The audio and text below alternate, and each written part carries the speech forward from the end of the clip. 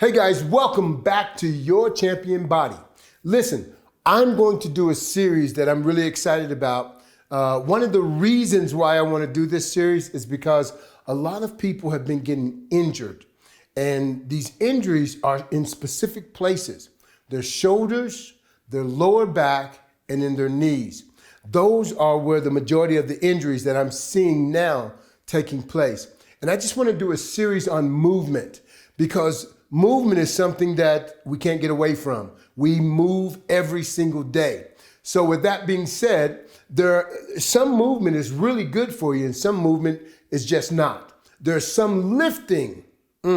All lifting is not created equal. All lifting is not good for you. Say, for example, you have people that have construction jobs. They put their bodies in positions that compromise the joints. When they're lifting, they're pulling, and they're doing different things, it may not be conducive for their bodies. So how do we alleviate that getting in compromising positions? Guess what? You don't. You have to be in a compromising position if you live life. Even mothers, when they carry their baby, sometimes they hold that baby on their hip and they throw their hip to the left or the right, and sometimes they walk with that baby on their hip. But if they do that, their body's in a compromised position. Well, what we can do is we can offset that in the gym or when we're training at home. We can offset some of those things. So with all of that being said, I want to focus in this particular series on the joints, putting the body in compromising positions, and how, when we do that, how we can strengthen the body so that it's able to handle that for a lot longer.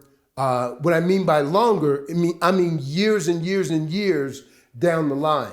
But if your body is put in a compromised position over and over and over and over, and you don't strengthen the muscles around those joints, eventually that ends up in an injury. So our first exercise we're going to talk about the lower back. So are you ready for this? Let's do it. Okay, guys, listen. First of all, I'm going to talk about golfers. When golfers swing, they swing one way only.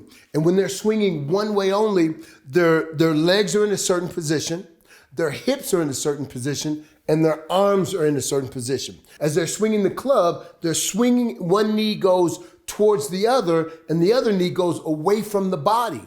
So what's happening, and they're rotating their hips, rotating those hips. So they keep swinging the same way, the same way, the same way. If they're not in great shape, that begins to wear on the body, not just the muscle, but it wears on the joint. And they begin to develop imbalances. So what we want to do is we want to make sure with that particular person, the exercises we do where each side of the body is able to carry its own amount of resistance. You want to do a tremendous amount of stretching and a tremendous amount of strength and endurance training in those muscles. But with the lower back, because golfers, they experience lower back pain, many of them do after a while. What you want to do is you want to stretch that lower back. So I have this special piece of equipment that I designed, and it's very, very simple. Arms go up and watch my hips and watch the length of my legs. So I start here, arms are fully extended. My back is a little tight today, so what I want to do is just let my hips rest. And I let it stretch. See, now it's elongating. There you go. My spine is starting to elongate. Then I want to relax. Rotate the hips forward, just a hair, and notice my body starts to lengthen. After my body lengthens, I'll do this for 2 or 3 minutes. Then I want to take my legs, raise them off of the ground using not my glutes, but using my erectors or the lower back. The glutes contract, but my focus is the erectors. Tell you why this is so important.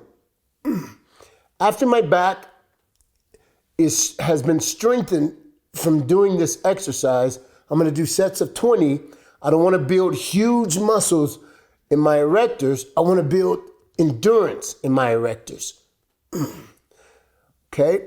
With that being said, once I'm able to do 20, 25 repetitions, I have a resistance band that lays a little bit lower on the ground, which I hook that to my legs, and I use that. And as I get stronger, the resistance increases. Now, let me explain what happens here.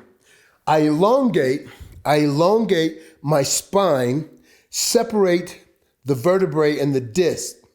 Because oftentimes when we start to work our lower back, what we tend to do, if we start to feel pain in there, we feel the lower back is not very strong and we're feeling burning sensation, we lay on our stomachs and we do what we call Supermans. Or we'll grab weights and we'll start, trying to strengthen that lower back or the erectors.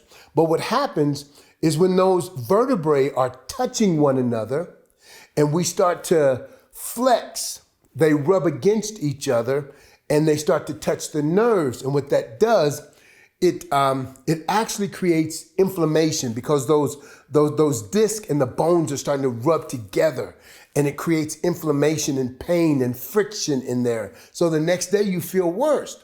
So with an exercise like this, it actually elongates and separates those discs, and it separates it so you can strengthen it while it's separated. But if it's not being lengthened, what happens is they're touching and they're rubbing together. And that creates inflammation and more pain the next day.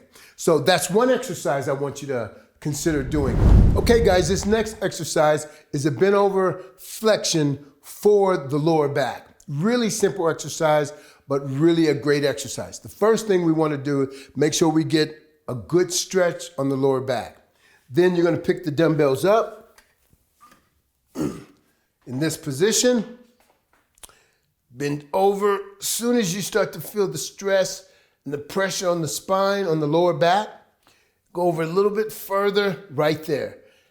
Now the weight is in your hand, so it's pulling on that lower back. It's pulling on those erectors. And then you're going to take the erectors, put the mind in those erectors, mind in the muscle, and then pull up with the erectors. Stretch, contract, stretch, contract, stretch, and again, contract. Now that may seem like an extremely simple movement. Guess what?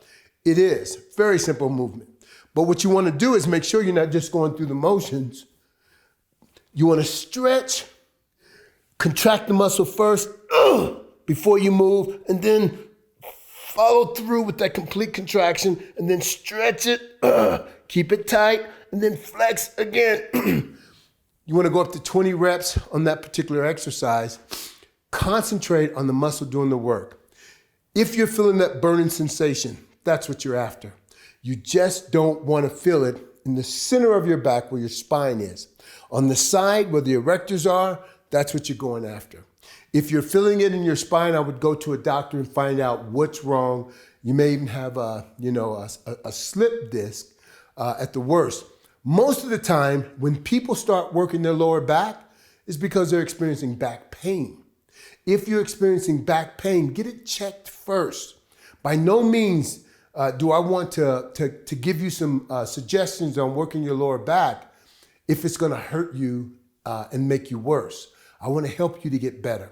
With these exercises, even some of the chiropractors and some of the physicians will tell you they're great for you to do because it's time for you to start rehabbing that area.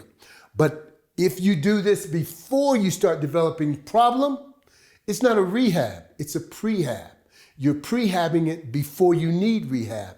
Before there's ever an injury or a problem, you're fixing it. I like that idea better. So guys, I hope you like this video. We're going to continue with this series on movement, how important movement is, and all movement is not good for you. All lifting is not good for you. Until next time, God bless you.